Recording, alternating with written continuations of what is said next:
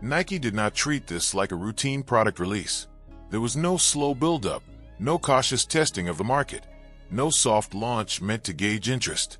Instead, just one day before Shedeur Sanders turned 24, Nike flipped the switch and released a special edition shoe tied directly to his rise, his identity, and his momentum. What followed felt less like a sneaker drop and more like a controlled explosion. Stores filled almost instantly. Online inventory evaporated. Timelines flooded with images, reactions, and resale speculation. Within hours, it was obvious this was not about footwear alone. This was about timing, symbolism, and the undeniable force of a name that has grown far beyond the field. The numbers told the story faster than any marketing campaign ever could. Projections surged toward nearly $15 million in sales within just the first few days. For a rookie, that figure borders on unreal. Even for established superstars, that kind of immediate return is rare. Yet Nike seemed prepared for it, because this move was not impulsive. It was calculated. The release landed at the precise intersection of youth, visibility, and narrative. A birthday tied to a milestone age.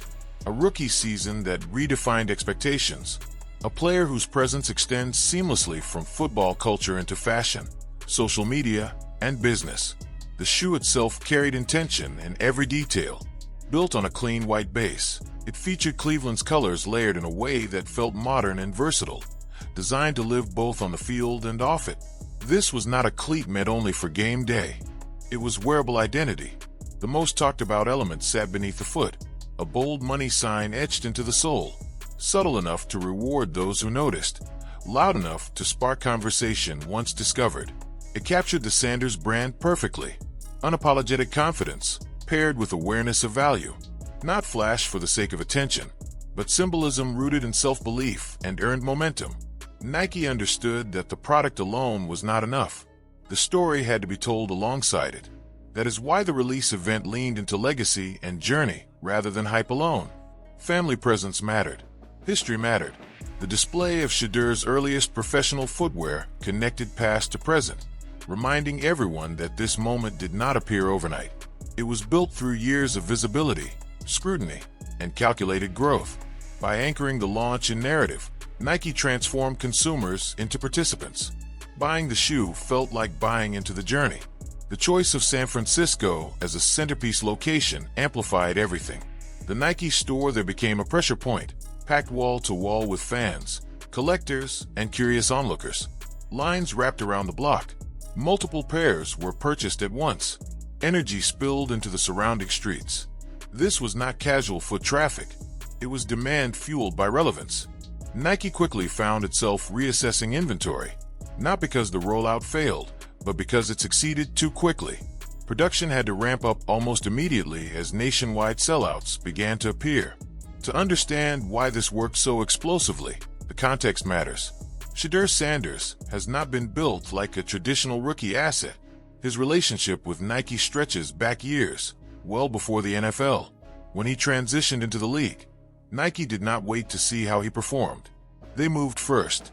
He became the first player to secure a massive endorsement deal before ever stepping onto an NFL field, a decision that stunned the industry at the time. The initial number alone raised eyebrows, and then came the clause that changed everything. The moment he played, the deal expanded, doubling into a $250 million commitment spread over 4 years. That contract reshaped expectations across the league. Add in a revenue split on jersey sales that heavily favors the athlete, and Shedeur Sanders instantly became the highest-earning rookie from an endorsement perspective in NFL history. What made it even more striking was draft position.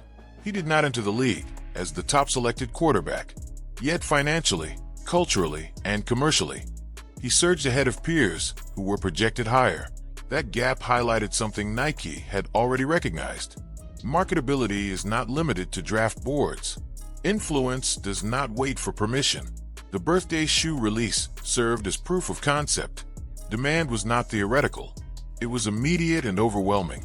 Nike's projections toward $15 million in a matter of days placed this launch in rare territory, especially for a rookie signature product. At the same time, Shedeur Sanders jerseys climbed to the top of sales charts inside Nike stores, reinforcing that this moment extended beyond footwear. Apparel, accessories, and branded gear all moved in unison. The ecosystem responded exactly as Nike had anticipated. This strategy revealed a larger shift in how star power is measured.